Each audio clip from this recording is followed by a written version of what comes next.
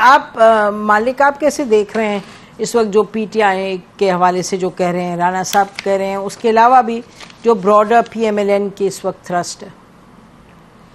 پہلے تو میں کوئک کامنٹ کرنا چاہوں گا جو آج قتل و غارت ہوئی ہے، یہ ہمیں سمجھ جانا چاہیے یہ بڑا عرصہ اس ملک میں اسلام کا نام بیچا گیا، حکومتوں نے بھی، نان اسٹیٹ ایکٹرز نے بھی.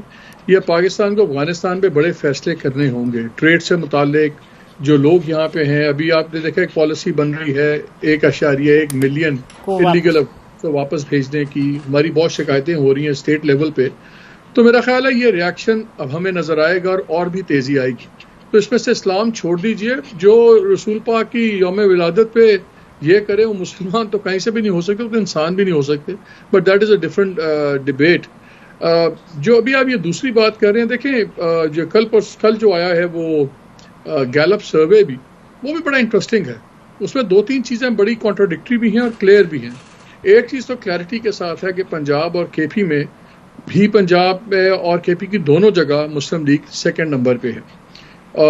بلکہ اور ڈفرنس بھی جب 2nd میں کہتا ہوں اوورال پاپولیرٹی میں، تو وہ کوئی ڈبل دا پوائنٹ ہے. اگر یہ 20% پہ ہے تو 42% پہ پی ٹی آئی ہے. تو یہ تو کلیئرٹی ہے. لیڈرز کی پاپولیرٹی دیکھیں، بڑی اس میں سرپرائزنگ ڈیٹیل آئی ہے، جس میں عمران تو 1st نمبر پہ ہیں، وہ کوئی سرپرائزنگ نہیں تھا. 5ویں نمبر پہ میاں صاحب ہیں. ایون ٹی ایل پی کے جو لیڈر ہیں سعد صاحب، وہ نمبر 2 ہیں.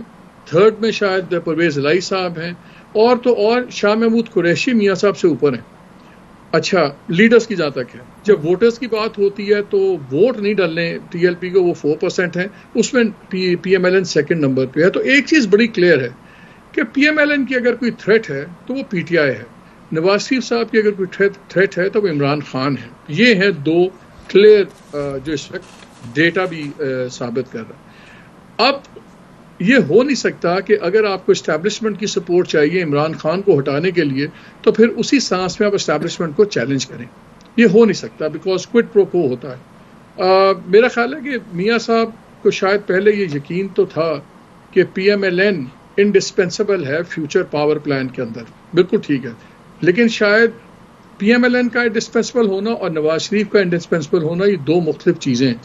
اور جب اسی لہر میں انہوں نے وہ بیان دیا، جو بھلے جو مرضی کے پی ایم ایل این جو مرضی کہیں کہ شہباز شریف صاحب نہیں آئے اور کوئی پیغام لے کے نہیں گئے، تو عقل نہیں مانتی. ہم بھی سارے اسی جگہ پہ، ہم تینوں بیٹھے ہوئے ہیں، ہم سارے بوڑھے ہو گئے ہیں اسی جگہ، یہ دیکھتے تجربے بار بار بار بار. تو ہمیشہ سچ نکلتا ہے 2-4 مہینے کے بعد. جس دن نواز شریف صاحب نے وہ بیان دیا تھا جس کا متی ابھی ذکر کر رہے تھے، شہباز صاحب لنڈن میں ہی تھے. اگر اس سے ریلیٹڈ کوئی مسئلہ ہوتا تو وہیں ہو جاتا، اور ان کا پاکستان ڈیش کر کے آنا، پھر واپس ہی ہیڈ ٹو ڈیش بیک. اس کے بعد جیسے مکی نے پوائنٹ آؤٹ کیا، اس کے بعد پرویز میاں لطیف صاحب سے ایک اسٹیٹمنٹ 2nd دلوانا. اور جاوید لطیف صاحب کو اس لیے بڑا امپورٹنٹ ہے وہ کیا کہتے ہیں، وہ یہ نہیں ہے کہ وہ کتنے سینئر اس طرح ہیں. آپ کو یاد ہوگا ان کو وزیر بنایا تھا، شہباز شریف صاحب کے وہ کیمپ میں نہیں ہیں، ان کو وزیر بنایا تھا، لیکن ان کو پورا 16 مہینے کوئی محکمہ نہیں دیا گیا تھا. تو وزیر تو بنوا دیا ان کو مریم صاحبہ نے اور نواز شریف صاحب کے کہنے پہ، لیکن عہدہ پھر بھی شہباز شریف نے نہیں دیا تھا. وہ ایک ساؤنڈنگ بورڈ ہے. میں تو جب بھی دیکھتا ہوں جاوید لطیف صاحب کی بات سنتا ہوں، تو میں اس سے یہ دیکھتا ہوں کہ اس وقت مریم نواز اور نواز شریف صاحب کی تازہ ترین سوچ. پہلے جب نواز شریف صاحب نے بیان دیا تو آپ کو یاد ہوگا جاوید لطیف صاحب وہاں تھے، انہوں نے باہر نکل کے آفس کے لوگوں سے، میڈیا سے بات کی تھی اور اسے 100 سیکنڈ کیا تھا.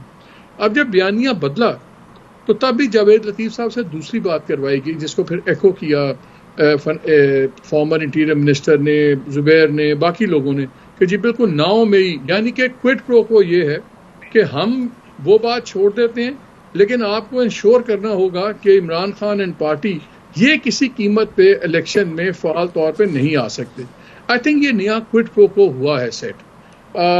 پہلے بھی جو عمران صاحب کے اپنے پرابلم تھے with the current establishment leadership, اس میں تو کوئی شک ہے ہی نہیں. لیکن آئی تھنک اس میں جب میاں صاحب نے بیان دیا تو کچھ ڈاؤٹس آئیں کہ بھائی یہ نہیں ہو سکتا نا، you can't run with the hound, hunt with the hounds and run with the hare, یہ ہو نہیں سکتا.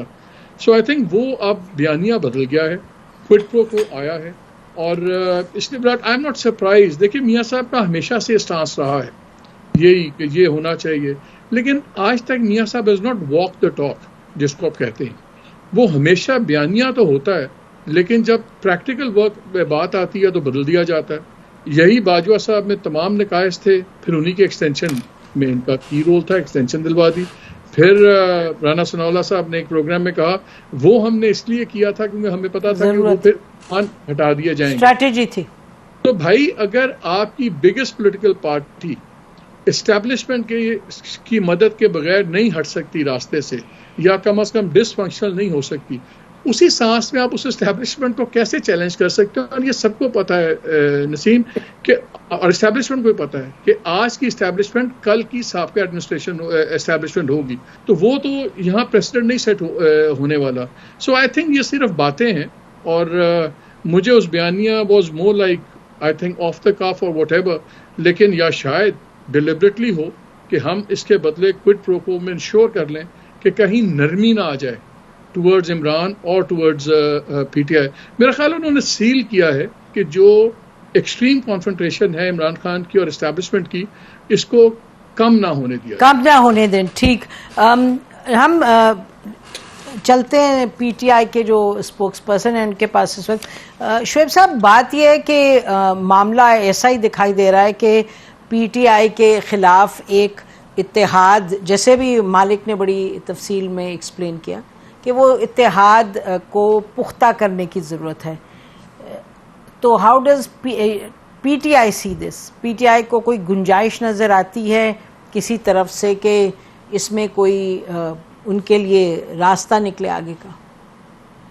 دیکھیں نسیم، مالک صاحب اور مطیع اللہ جان نے اچھی باتیں کی ہیں. ظاہر ہے ان کا تجربہ اور تجزیہ ہم سے بھی بہتر ہوتا ہوگا، کیونکہ انہوں نے صحافت کی زندگی میں ہم سے، ظاہر ہے آپ کا بڑا تجربہ ہے، آپ لوگوں نے بڑا کام کیا ہے. ہم تو اپنی پارٹی کے حوالے سے صرف دیکھتے ہیں. میں لیکن آج کی ریفرنس کے حوالے سے صرف ایک بات کر کے آپ کے جواب کی طرف آتا ہوں. جو ہنگو اور مستونگ میں ہوا وہ بھی آج عید میلاد النبی کا موقع ہے، وہ بڑا قابل افسوس ہے.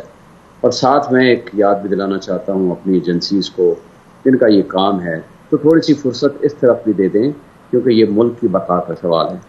اس لیے آپ اپنی پراپر ڈیوٹیز پہ اگر آپ چلے جائیں تو وہ زیادہ بہتر ہے. ایک بات تو جو رانا ثناء اللہ صاحب کی بات آپ نے سنائی، تو میں یہ سوال کرتا ہوں کہ کیا رانا ثناء اللہ صاحب چیف الیکشن کمشنر ہیں، یا سپریم کورٹ آف پاکستان ہیں، یا ہائی کورٹ ہیں، جنہوں نے یہ فیصلہ کرنا ہے کہ 9 مئی کے ملزمان کو، جو بھی ملزمان ہیں ان کی نظر میں، کہ جناب ان کو ہم نے الیکشن نہیں لڑنے دینا. بھائی اس لحاظ سے تو آپ جس کے خلاف جو ایف آئی آر ہے قانون بنا دیجیے. whosoever is involved in any kind of criminal case یا کوئی بھی کسی قسم کے کیس میں ہوگا تو he will be disentitled, he will not be eligible to contest the election. ٹھیک ہے، لیکن قانون یہ نہیں کہتا. قانون یہ کہتا ہے کہ جب تک سزا نہیں ہوگی تب تک وہ الیکشن لڑ سکتا ہے کوئی بھی شخص. تو لہٰذا یہ کہہ دینا اور ان کی خواہش کا اظہار کر دینا، پہلے تو یہ ہوتا تھا نا کہ جناب لوگوں کو اٹھایا، جیلوں میں ڈالا، 15 دفعہ ضمانتیں ہوئیں، ان کو دوبارہ گرفتار کر لیا. اب ایک نیا سلسلہ شروع ہو گیا ہے. اب فورس ڈس اپیرنس شروع ہو گئی ہے. بندے کو اٹھاؤ، عدالت میں پیش نہ کرو. پچھلے 1-2 مہینے سے جو کچھ ہو رہا ہے، جو عمران ریاض والا شروع ہوا، اللہ نے زندگی رکھی تھی وہ واپس آ گیا. آج ایک بندے کو اٹھایا، واپس کر دیا 150 دن کے بعد. کل کسی اور صحافی کو اٹھائیں گے، کسی اور پولیٹیکل ورکر کو اٹھائیں گے.